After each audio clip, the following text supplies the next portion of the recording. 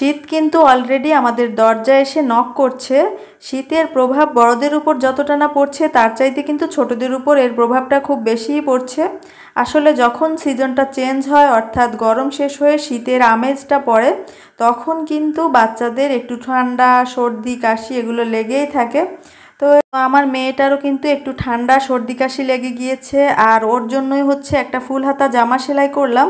এটা ছিল হচ্ছে আমার জামা, তো ওই জামাটাকে কেটে এখন ওকে একটা ছোট একটা জামা সেলাই করে দিলাম।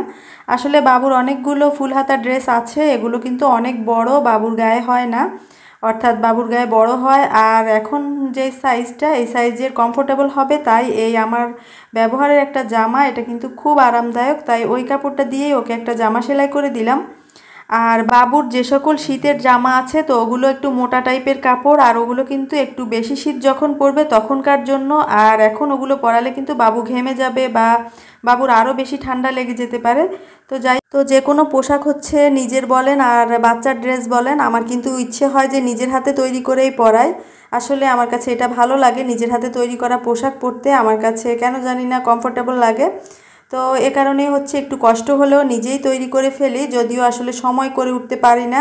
বাচ্চাকে নিয়ে সময় করে ওঠা কিন্তু একটু কষ্টসাধ্য হয়ে পড়ে। এই তো দুপুরে চলে এলাম রান্নার কাজে। আজকে ইলিশ মাছ ভুনা করলাম আর হচ্ছে স্পেশাল পটল ভর্তা করছি। তো এই পটল ভর্তাটা হচ্ছে আজকে আমি ফার্স্টবার ট্রাই করছি, এটা কিন্তু ভীষণ মজার। পটলটা আসলে অনেকেই খেতে চায় না, তবে কেন জানি না আমার পটল ভাজি বলেন রান্না বলেন আর হচ্ছে ভর্তা সব রকমই ভালো লাগে। তবে যেহেতু আমি প্রথমবার এই পটল ভর্তাটা খেয়েছি, আমার কাছে মনে হয় পটলটা রান্নার চাইতে ভর্তাটাই বেস্ট।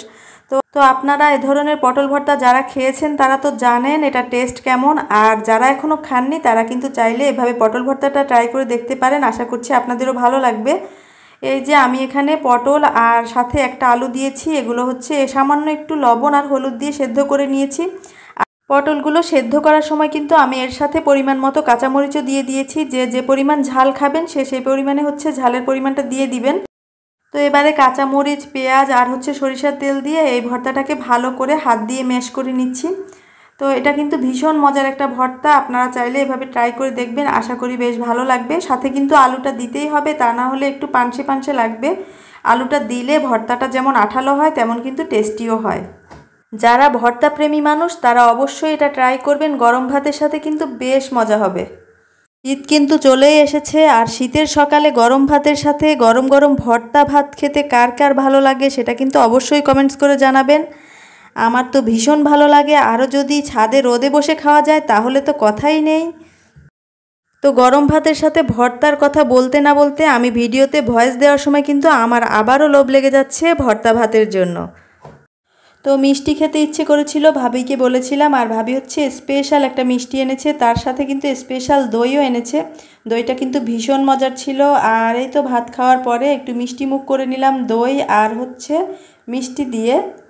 আজকের মতো এখানেই রাখছি। আল্লাহ হাফেজ, আসসালামু আলাইকুম।